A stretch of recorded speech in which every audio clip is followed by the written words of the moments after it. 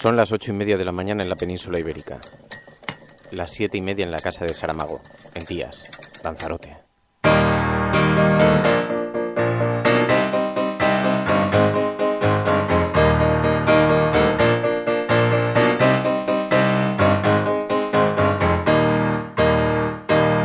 We were sailing on waves of silver, there were echoes in the wind. When we raised our sails to capture them, the ship was lifted up and in, and we sang, oh, oh, oh,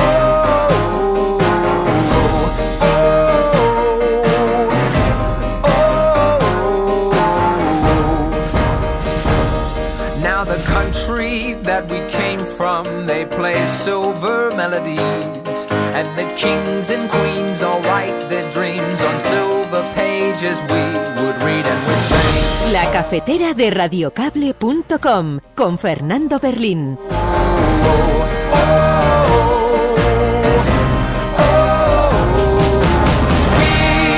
will cross any water, and if we find there's a song. Muy buenos días a todos. Es lunes, 10 de marzo de 2014. Contesta esta pregunta mientras tomamos un café. ¿Qué deberíamos haber aprendido en España tras el 11 de marzo?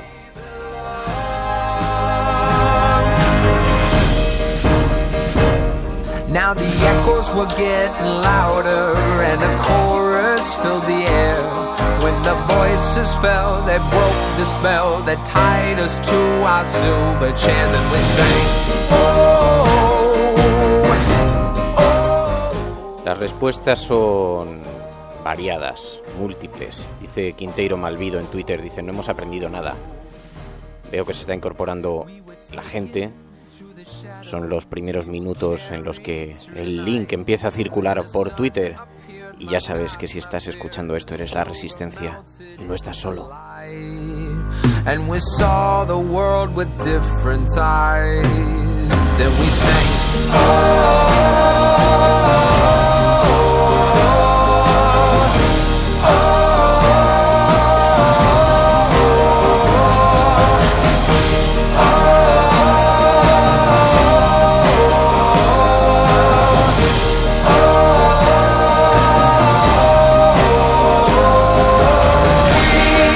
Jaime García, hemos aprendido que quienes son capaces de inventar una mentira enorme para tapar otra mentira, no merecen ni el respeto ni los votos.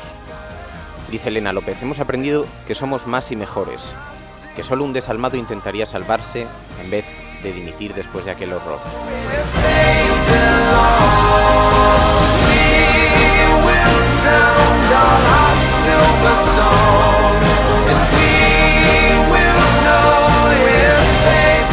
Hemos aprendido, dice Gonzalo Boye, el editor de la revista Mongolia, que jugar con la verdad por intereses políticos y económicos solo debilita la credibilidad en las instituciones.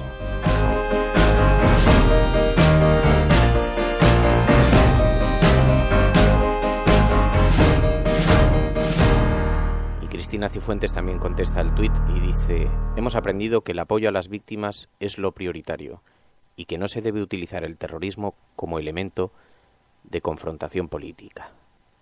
Octavio Paz. El siglo XX, que a ustedes les gusta tanto, ha sido el siglo de las dos guerras mundiales, ha sido el siglo de la guerra atómica, ha sido el siglo de los campos de concentración en Alemania, el siglo de los campos de concentración en Rusia.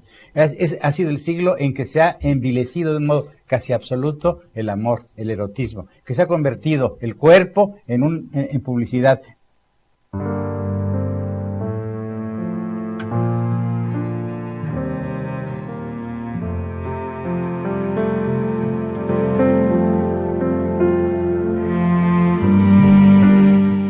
Mañana es 11 de marzo. Han pasado 10 años desde el atentado que sacudió a nuestro país y apenas, en efecto, hemos aprendido nada. Ya lo estamos viendo en los mensajes. Durante las primeras horas de aquel día vivimos una suerte de concertación colectiva, pero después los medios, la política, comenzaron a apoderarse de los sentimientos y rompieron el país en dos. Puede que algún día este país se comporte con el sufrimiento colectivo como lo hacen otros, buscando la unidad y abrazándose a las víctimas, pero aquí hemos visto cómo se cultiva la teoría de la conspiración, que todavía azuza en algunos medios. esa teoría pierde fuerza. Del ha sido ETA al ha cooperado ETA, pasando por la policía interiores con algo, a los desiertos cercanos, ahora ya solo queda un quién tuvo la idea. Es lo mismo, porque detrás de la teoría de la conspiración no hay solo una operación comercial, que también, para vender periódicos y libros, sino una concienzuda operación para que en la historia no quede escrito que el Partido Popular de Aznar mintió para intentar ganar las elecciones, y solo quieren cambiar el relato. Estás escuchando Radio Cable, y si lo estás haciendo eres la Resistencia. No estás solo. It's like I never even knew to hear what you say till I find it. Listen above to the words that I hear before I go. Listen for some kind of sign. If you wanna be free, be free. If you wanna stay clear, I can be. Buenos días a todos, dice Tony Matarín. Buenos días, otra vez juntos, escuchando La Cafetera. También veo a José Manuel Martínez. Dice, buenos días, comandante. Buenos días, general. Anita Paul, buenos días, Fernando. Buenos días, Resistencia. Qué ganas de lunes para escuchar La Cafetera. Y Ancho X, arriba, Resistencia. Pero los mensajes que se están recibiendo sobre la pregunta que os lanzaba son demoledores. Y demuestran que hay un enorme descrédito en la política, en aquel Partido Popular que tuvo que gestionar las primeras horas del 11M. Aunque también hay mensajes muy interesantes. Dice David Martínez, yo aprendí que aunque a veces dudemos, hay mucha gente buena.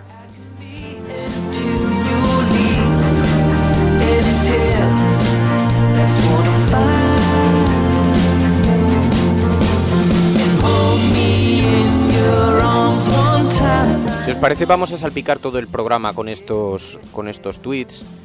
Hay algunos además que fui pidiendo con cuentagotas uno a uno a diferentes políticos y gente del mundo de la cultura, y os los voy a ir leyendo mientras los vamos salpicando con los que vayáis publicando ahora en Twitter. Estoy siguiendo vuestros mensajes. Hablaremos de todo esto, pero también vamos a ver las portadas de los periódicos y qué traen hoy, dado que esta es una mesa de desayuno donde colocamos las portadas y los cafés. Escuchamos a Eduardo Galeano y comenzamos. Obama, el día que recibe el Premio Nobel de la Paz, lo agradece pronunciando un discurso de alabanza de la guerra. La guerra justa y necesaria contra el mal. Casi con las mismas palabras, él seguramente lo ignora, no lo sabe, que había usado Ginés de Sepúlveda, el jurista español del siglo XVI, XVII, qué sé yo cuánto, había usado para justificar la guerra contra los indios. Casi las mismas palabras, solo que en aquel tiempo el mal no estaba en los países que contenían petróleo y gas, sino en los que contenían oro y plata. Estoy abriendo la portada de eldiario.es, que pone el foco precisamente sobre el tema con el que abríamos el programa. El Partido Popular alimentó la teoría de la conspiración del 11M con cientos de preguntas parlamentarias. El entonces principal partido de la oposición formuló por escrito más de 400 cuestiones al gobierno de Zapatero en su obsesión por vincular a ETA con el atentado, dice Infolibre. Perdón, dice El Diario. Estoy abriendo también paralelamente la portada de Infolibre, que abre con otro asunto diferente. Dice, bancos, telecos y eléctricas ganaron 200.000 millones de más por la falta de competencia. También dice que la Mezquita de Córdoba ha reabierto el debate sobre el negocio inmobiliario de la Iglesia. Dice que una ley franquista que continúa en vigor concede a la Iglesia Católica la categoría de funcionario público para poder poner a su nombre bienes de dominio público que nunca habían estado registrados como propiedad de nadie. Until the day when it returns, and there was a loud cry, alive were the voices as they sang the words, and ever since they've been singing, it goes underneath where eyes don't. Dice Ptolomeo en Twitter, ¿qué hemos aprendido? Que el tiempo quita y da razones por muchas mentiras y argumentos que se repitan. The song and listen close. I follow? Do I follow? Y a Julia Otero, que también le formulábamos la pregunta anoche vía Twitter, dice: hemos aprendido que ni los sucesos más dramáticos, ni ante esos sucesos tan dramáticos somos capaces de sumar. Aterrador, dice Julia Otero.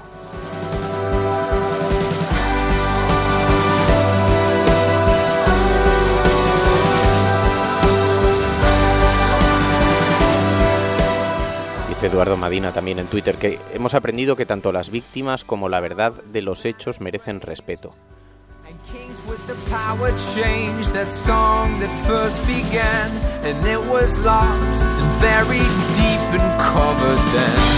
Dice el Diario Público en su versión digital, dice: Rajoy puede afrontar hoy su primera crisis de gobierno por las elecciones europeas. Dice: la designación del candidato del PP para el Parlamento Europeo le obligará a reformar su gabinete si el elegido es Arias Cañete, que parte como favorito en este Comité Ejecutivo Nacional. Y dice que la CUP no irá a las europeas por ser un espacio antidemocrático. Dice que el movimiento soberanista catalán rechaza concurrir a los comicios tras semanas de debate interno. Asegura que la Unión Europea está sumida en el descrédito e impone la privatización en los servicios públicos y la dictadura de la deuda. Dice también: 10 años sin superar el 11M. España sigue siendo objetivo yihadista 10 años después del 11M. Y también lleva un tema: 6 mentiras de los conspiranoicos y la mala memoria de Rajoy. Do I follow?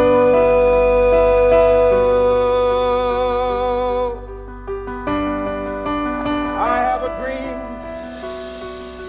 that one day on the where it goes, the sons of former slaves and the sons of former slave owners will be able to sit down together at the table of brotherhood. I have a dream.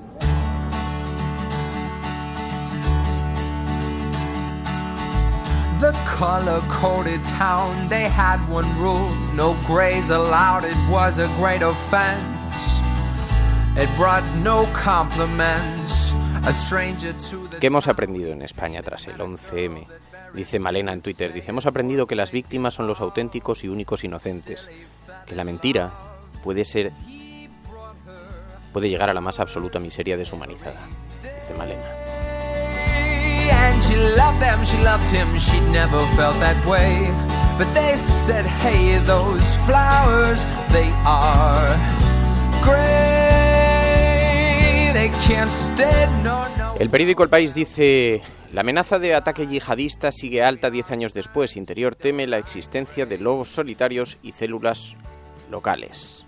También en una fotografía, Gerard Mortier bajo la cúpula de la Ópera de San Francisco de Asís, en el Madrid Arena.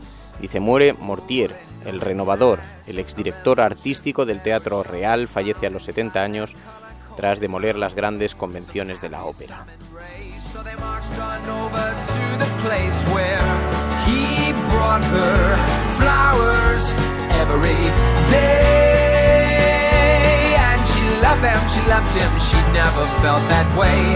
But they cried, let's take him to his grave. He can't stay. Y dice Malena a la pregunta de qué hemos aprendido tras el 11, me dice en Twitter, dice: no hemos aprendido nada. Y Manuel Aguilar dice que todo vale para seguir gobernando, aunque sea mintiendo al pueblo.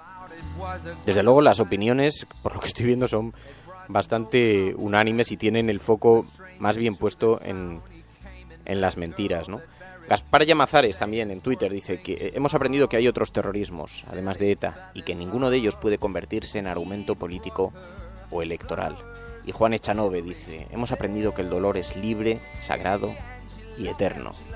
Y Elena Valenciano dice: hemos aprendido que la violencia se alimenta del fanatismo y que la mentira ya no es posible en el mundo interconectado.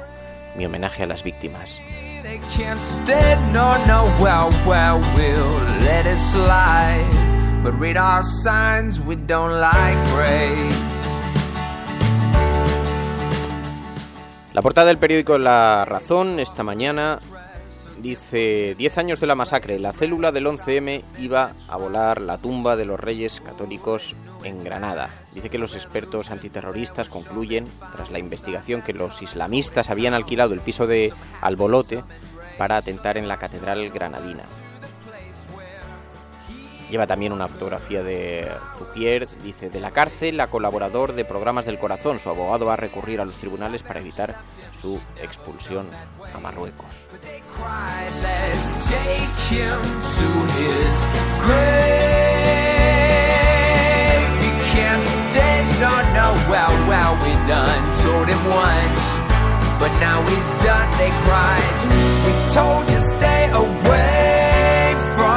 Crazy color, turn around if you don't, we'll break you, and you don't have anyone to save you. He said she needs me to stay, cause Grey can take her sorrow. So I will die tonight so she will know the Grey will stay in the color code. Yeah, for my love I will die, you know, but before I do, let the record show that I brought her flowers every day. Estoy viendo la portada del periódico ABC. Dice, Mas planea una hacienda catalana con 8.000 funcionarios. El proyecto incluye un cuerpo de 300 inspectores y cuesta 700 millones de euros. Dice, muere Mortier, el polémico renovador de la ópera. Hay también unos accidentes que ha habido este fin de semana. Dice, la montaña se cobra 6 vidas durante el fin de semana en Gredos y en Canfranc.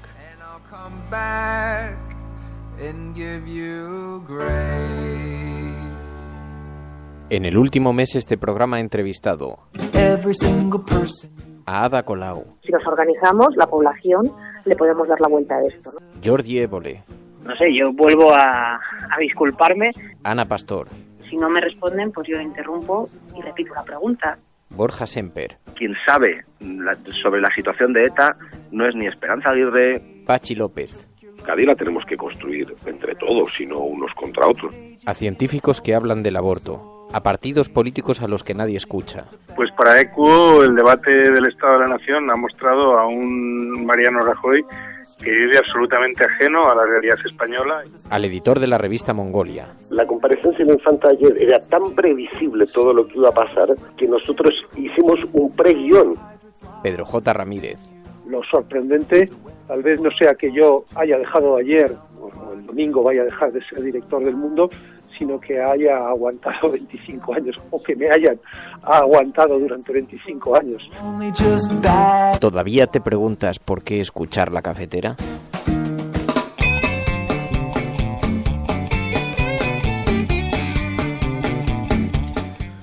Bueno, y por último la portada del periódico El Mundo dice: el objetivo de déficit para el 2013 también se incumplirá.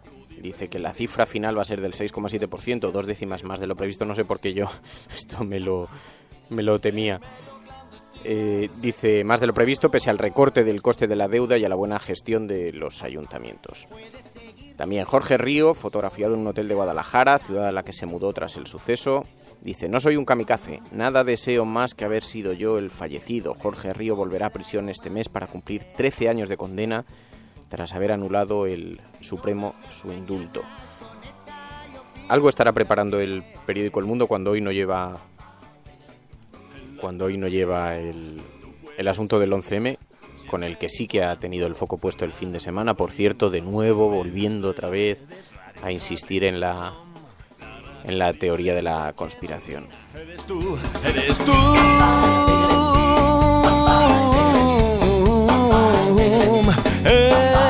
Le dice Moisés en Twitter, dice, si hubiéramos aprendido algo, no tendríamos los políticos que tenemos. Y Amparo Asqueada dice, hemos aprendido que en la vida no se debe vivir sin vergüenza, pero que hay muchos sinvergüenzas en nuestras vidas. En la cafetera con Fernando Berlín. En la cafetera con Fernando Berlín. Oh yeah, that's rock and roll, man. Yeah. No nos vamos, no nos vamos todavía.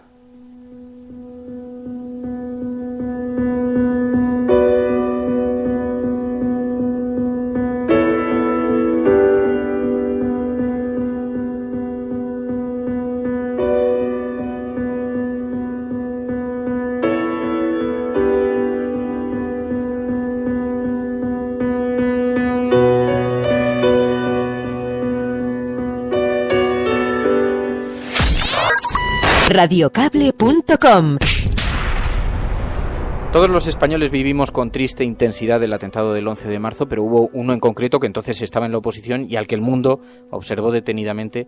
José Luis Rodríguez Zapatero, expresidente del Gobierno, buenos días. Buenos días. ¿Dónde estaba el jefe de la oposición aquel día? ¿Cómo recibió las primeras noticias? Pues me enteré ya, estaba en mi casa preparándome para salir hacia Televisión Española. Tenía una última entrevista dentro de la agenda electoral y por la radio, que es mi vínculo con la realidad. Desde primeras horas del amanecer empezaron a transmitir una serie de informaciones sobre explosiones que se producían en Madrid. Aún no estaba en sus primeros minutos claro cuál era el alcance, si era un atentado y qué consecuencias podía tener. Yo tenía que salir hacia televisión. En el coche seguí escuchando, ya las noticias empezaron a ser alarmantes y ya justamente en la misma televisión y en el mismo programa fui conociendo la dimensión y la gravedad de los atentados de aquel día. Fue, por tanto, una experiencia que tengo muy presente, muy dolorosa, donde se mezclaban todos los sentimientos, ¿no? El primero, como es natural, pues el de las víctimas, y el segundo, el de la situación que se abría en el país a 3 días de unas elecciones y mi responsabilidad en ese momento como candidato del Partido Socialista al gobierno. No quiero volver una y otra vez sobre lo que supuso en las elecciones, porque de esto ya se ha hablado mucho, pero sí de las heridas que se abrieron. ¿Tú crees que la política, los medios, los ciudadanos gestionamos correctamente esas heridas? Bueno, el golpe fue muy duro para la sociedad y, por tanto, le ponemos un poco de perspectiva. Yo distinguiría algunos planos, ¿no? Por ejemplo, la respuesta de las instituciones de apoyo, lo que es el apoyo a las víctimas, la solidaridad, pues yo creo que fue bastante encomiable y así ha quedado en la huella colectiva. 2, la respuesta de la sociedad, de las instituciones también y de los partidos, evitando cualquier tentación de producir esa situación y aquel dramatismo y aquella violencia, una reacción ante quienes enarbolaban los autores una religión en su versión más radical y violenta, como es el islamismo radical, pues también fue una reacción muy ponderada. A diferencia de otros sitios, no hubo ninguna gesto de xenofobia, de racismo. Pues las personas de religión islámica que viven en España no han tenido problemas. Eso para mí ha sido muy positivo, ¿no? Como perspectiva. Y luego la tercera perspectiva, que es el plano político, pues este es un poco más decepcionante, ¿no? Porque hubo una división en cuanto a la lectura, a la interpretación, las consecuencias de la tragedia, del atentado. Es verdad que se produjo en una circunstancia que es muy maldita, muy diabólica, que son 3 días antes de unas elecciones. Pero creo que la distancia política que se ha ido cerrando con el tiempo, pues es quizá la nota peor de aquel momento, ¿no? Y en fin, debería de servir también de lección para un país y una democracia joven como España, pues debería hacernos aprender que el sentido institucional y de unidad ante una tragedia que va contra todos y especialmente que produce un daño horrible a las familias de las víctimas, pues nos debe hacer estar a la altura. Por tanto, como casi siempre en la vida, hay claroscuros en cuanto a las lecciones que tenemos que aprender. Y después, ¿cuál crees que ha sido el paso más importante que se dio en España para tratar de impedir que pudiera volverse a producir? Bueno, yo creo que en nuestro país, como consecuencia de la lucha sostenida y victoriosa, por cierto, frente al terrorismo de ETA, tenía un dispositivo de seguridad y de prevención, claro, orientado a ese terrorismo, ¿no?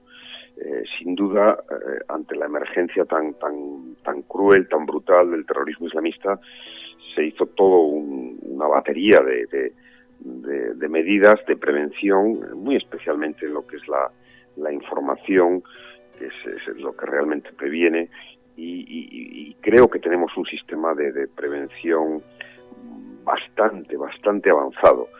También, sin duda alguna, recuerdo, porque es algo en el que quizás se pasa desapercibido, pero que es extraordinariamente importante, ¿no? Creo que se reforzó mucho y que hoy podemos decir que tenemos en España un sistema muy fuerte de control de los explosivos, ¿no?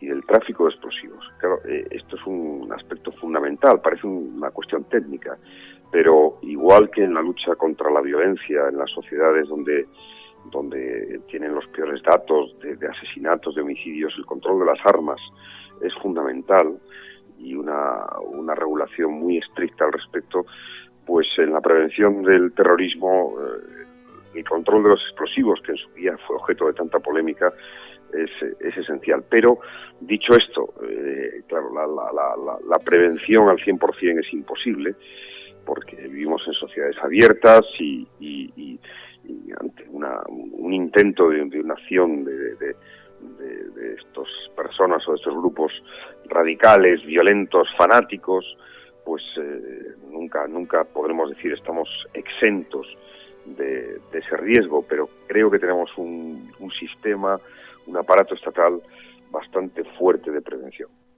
Pues José Luis Rodríguez Zapatero, expresidente del Gobierno, solamente queríamos compartir estos minutos contigo en estos días. Muchísimas gracias por atender esta llamada, muy buenos días y suerte. Gracias a vosotros, y creo que ante todo en estas fechas el recuerdo ha de ser para las víctimas y sus familias, un recuerdo de apoyo, de difícil consuelo. El tiempo ayuda, pero muy poco, y es la verdad más cruda del 11M, la auténtica verdad del 11M. Las personas que perdieron la vida y las familias que lo recuerdan y lo sufren. La cafetera de radiocable.com con Fernando Berlín.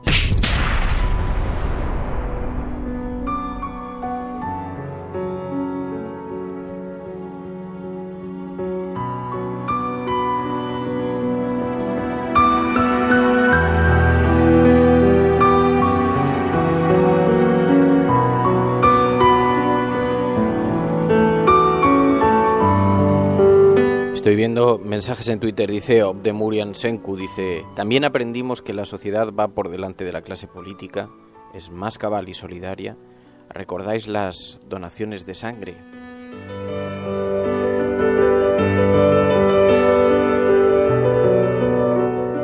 Y aun con todo, Obdemurian, yo te diría, yo diferenciaría, porque no toda la clase política actuó así.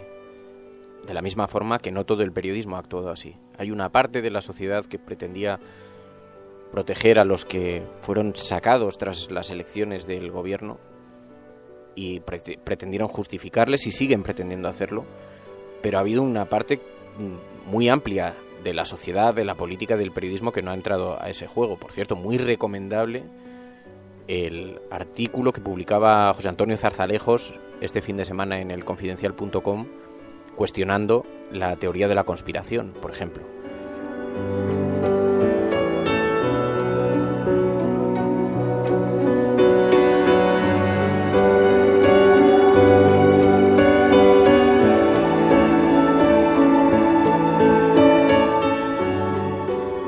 Bueno, pues así llegamos al final de este programa. Mañana es día 11 de marzo, un día para las víctimas. Hablaremos con Pilar Manjón, que sin duda puso el alma y la voz a ese recuerdo y que ha sufrido un verdadero calvario personal por ello. Muchísimas gracias a todos por estar allí. No estáis solos. Hasta mañana.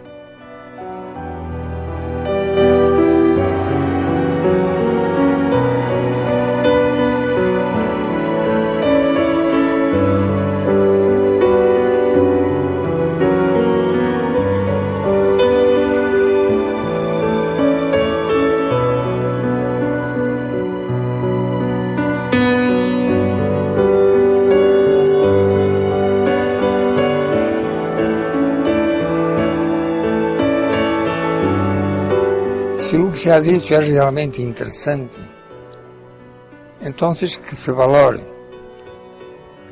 não como uma espécie de palavra de Deus, mas sencillamente como uma palavra de um ser humano preocupado com o ser humano.